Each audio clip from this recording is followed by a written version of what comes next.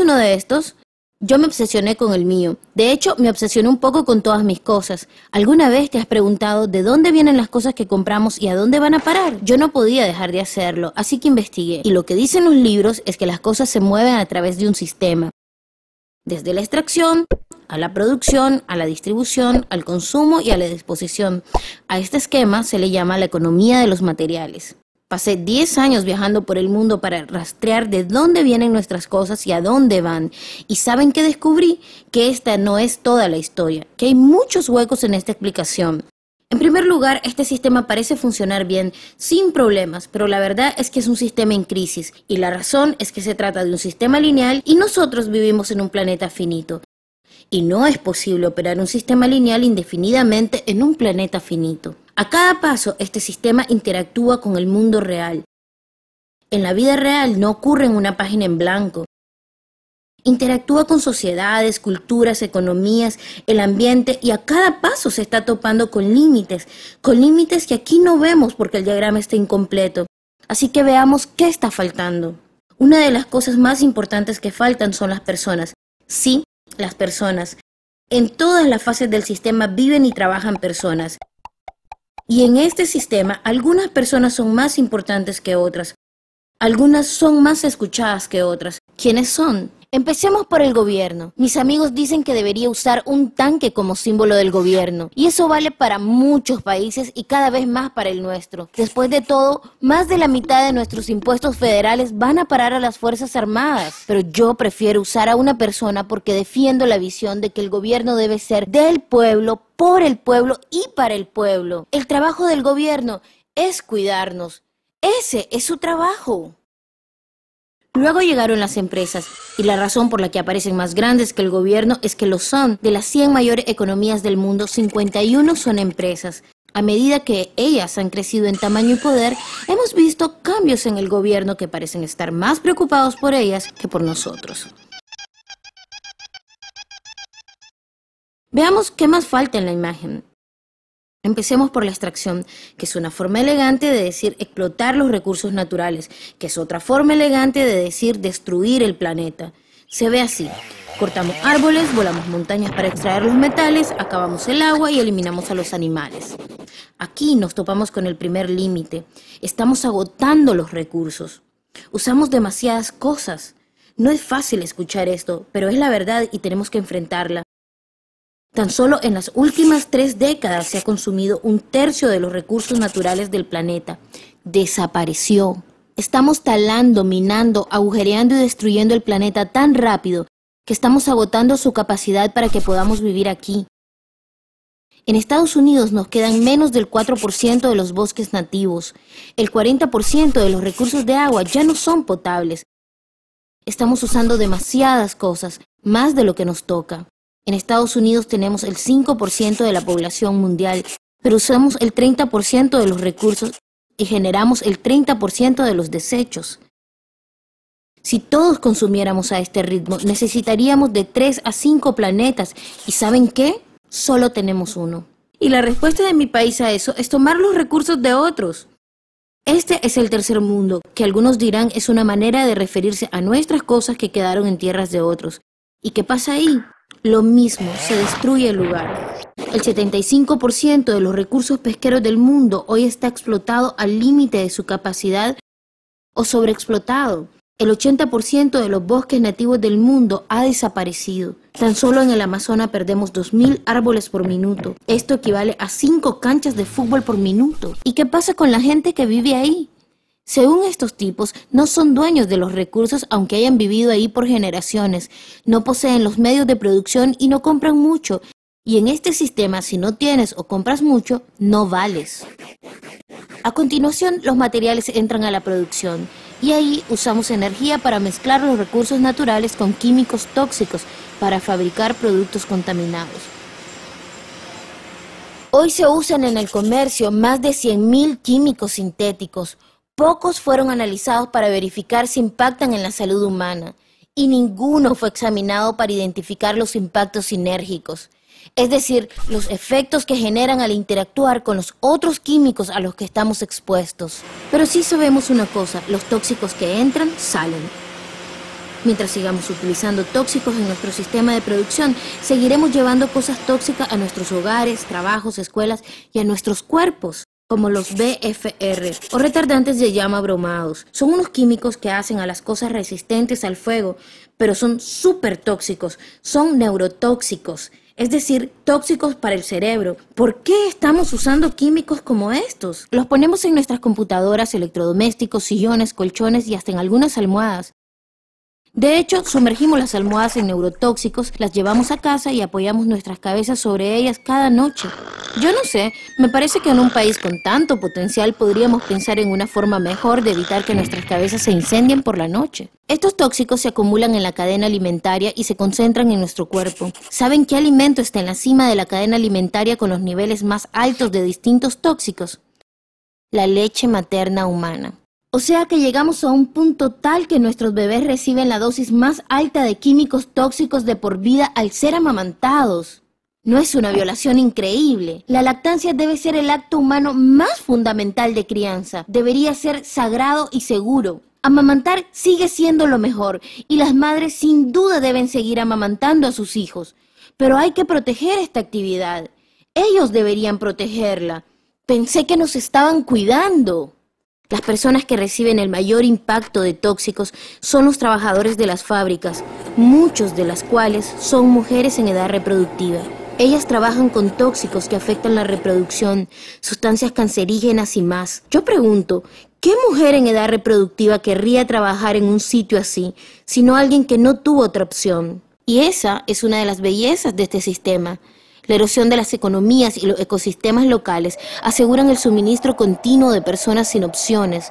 En el mundo, 200.000 personas se trasladan diariamente desde los sitios que les daban sustento hacia las ciudades, muchos para vivir en barrios miserables y buscar trabajo, sin importar qué tan tóxico sea. Así que a lo largo del sistema no solo se depredan recursos, sino también personas, se desechan comunidades enteras. Sí, los tóxicos que entran salen. Muchos de los tóxicos salen de las fábricas en los productos, pero más salen como subproductos o contaminación.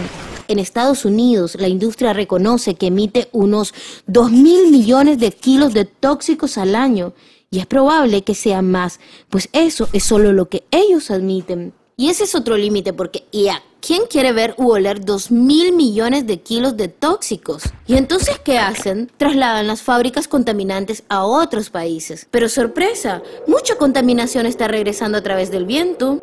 ¿Y qué pasa cuando los recursos ya son productos? Bueno, pasan para acá para su distribución. Distribución significa vender esta basura contaminada lo más pronto posible. El objetivo es mantener los precios bajos, que la gente siga comprando y que los inventarios se sigan moviendo. ¿Cómo mantienen bajos los precios? No pagan mucho sus empleados y les recortan prestaciones sociales cada vez que pueden. Se trata de externalizar los costos.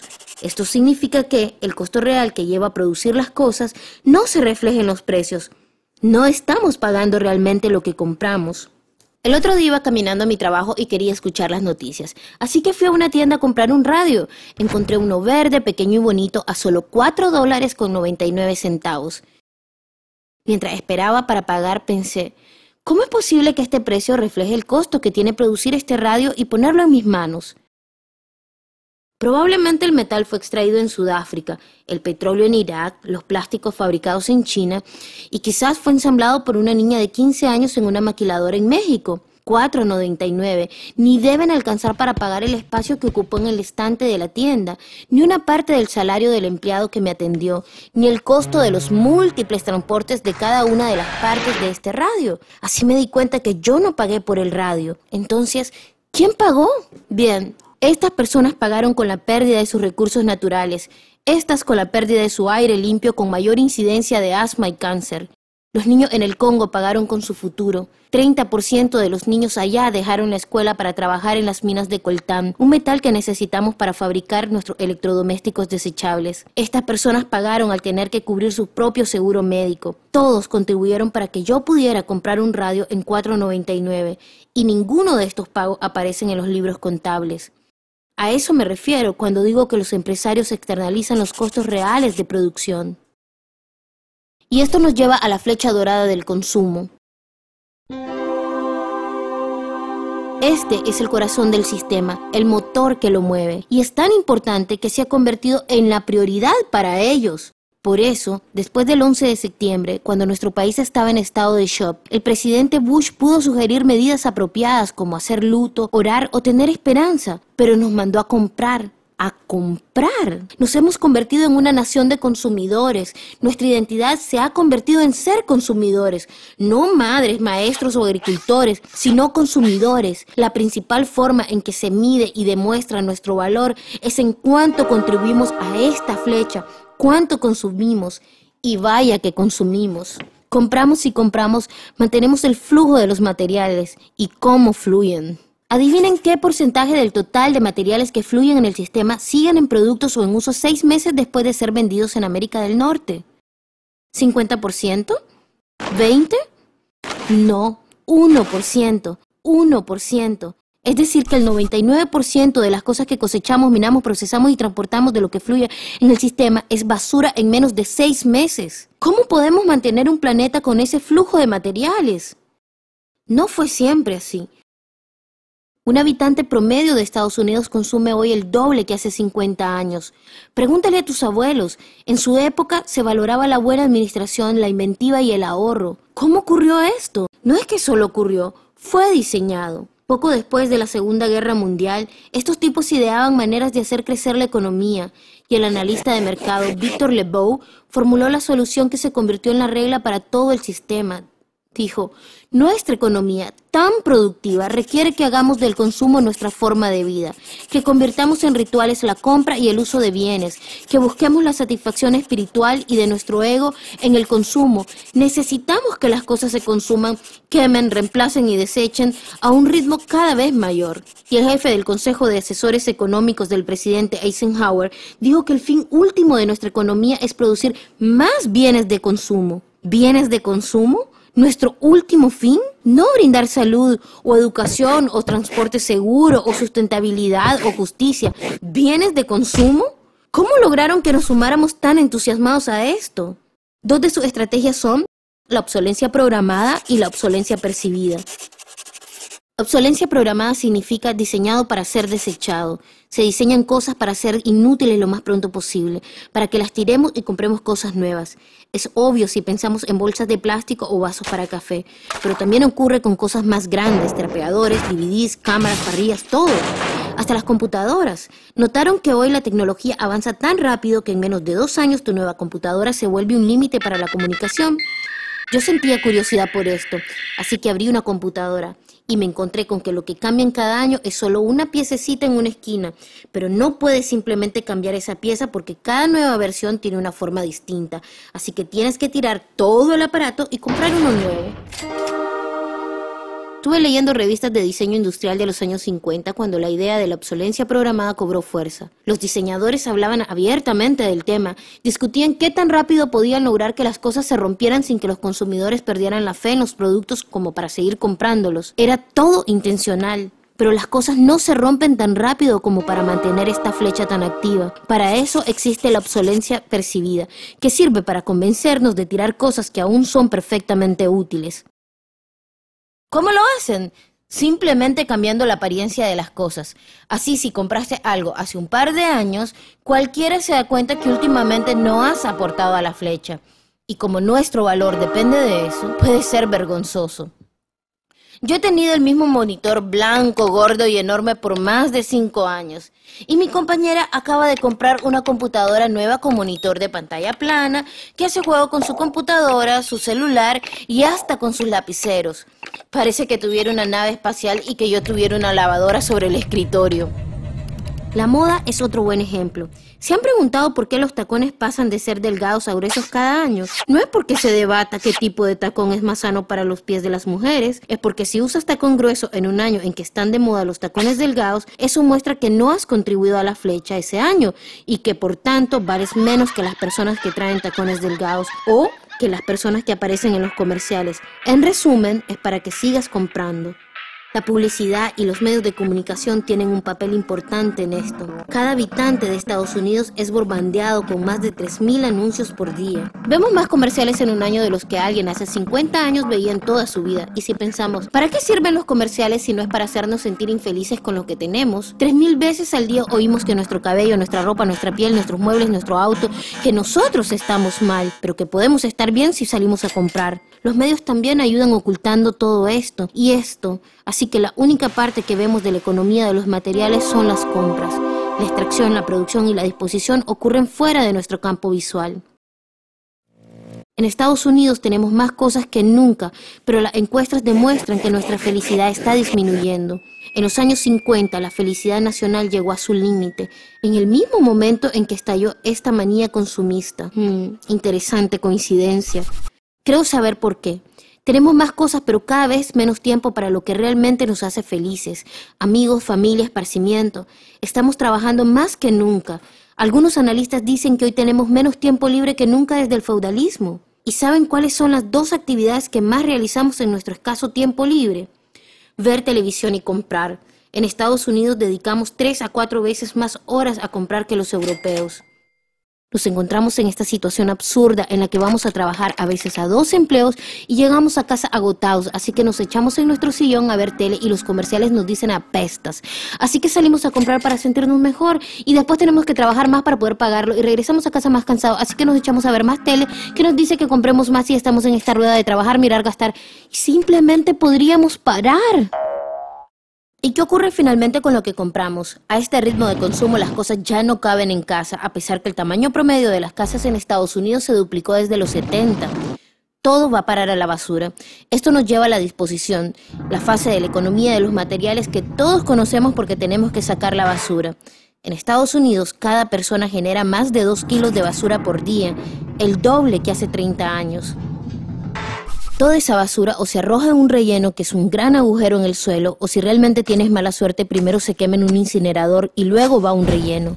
Ambos contaminan el aire, el suelo, el agua y contribuyen al cambio climático. La incineración de residuos es muy dañina. ¿Recuerdan todos esos tóxicos en la etapa de producción? Incinerar la basura los libera al aire. Peor aún, generan nuevos supertóxicos, como las dioxinas, que son las sustancias más tóxicas conocidas por la ciencia. Los incineradores son la fuente número 1 de emisión de dioxinas, es decir, que podríamos detener la principal fuente de la sustancia más tóxica hecha por el hombre, dejando de quemar la basura. Podríamos detenerla hoy mismo. Algunas empresas no quieren lidiar con instalar rellenos o incineradores aquí, así que exportan sus desechos. ¿Y qué hay del reciclaje? ¿Ayuda? Claro que sí, porque reduce la generación de basura aquí y la presión de minar o cosechar más cosas acá. Sí, por supuesto, todos deberíamos reciclar, pero reciclar no es suficiente. Nunca será suficiente por un par de razones. Primero, la basura de nuestras casas es solo la punta del iceberg. Por cada cubo de basura que sacamos, río arriba se generaron 70 cubos para producir lo que está en nuestro cubo. Aunque pudiéramos reciclar el 100% de nuestra basura, no resolveríamos el problema de fondo. Además, gran parte de la basura no se puede reciclar porque contiene demasiados tóxicos o porque fue diseñada para no ser reciclada. Como esos envases de jugo con capas de metal, cartón y plástico, no se las puede separar para ser verdaderamente recicladas. Como pueden ver, es un sistema en crisis. En todo el camino hay un montón de límites, desde el cambio climático hasta la pérdida de la felicidad. Esto no está funcionando. Lo bueno de tener un problema tan amplio es que hay muchos puntos de intervención. Hay gente trabajando aquí para defender los bosques o aquí por una producción limpia. Gente luchando por los derechos laborales, el comercio justo, el consumo consciente o que bloquean los rellenos e incineradores. Y lo que es muy importante, que luchan para recuperar el gobierno y que sea realmente del pueblo y para el pueblo. Todo esto es muy importante, pero las cosas solo empezarán a cambiar cuando podamos ver las conexiones, cuando veamos el cuadro completo. Cuando las personas a lo largo del sistema nos unamos, podremos recuperar y transformar este sistema lineal en un sistema nuevo que no deseche ni recursos ni personas. Lo que realmente tenemos que desechar es esa mentalidad de la vieja escuela del derroche. Hay una nueva forma de pensar las cosas y está basada en la sustentabilidad y equidad. Química verde, basura cero, producción de ciclo cerrado, energía renovable, economías locales vibrantes. Ya está sucediendo. Algunos dicen que esto no es realista, que no puede ocurrir. Yo digo que quienes no son realistas son quienes quieren seguir por el viejo camino. Ellos son los que están soñando. Recuerden, no es que el viejo camino solo sucedió. No es como la ley de la gravedad con la que hay que convivir. Las personas lo produjeron y nosotros también somos personas. Hagamos algo nuevo.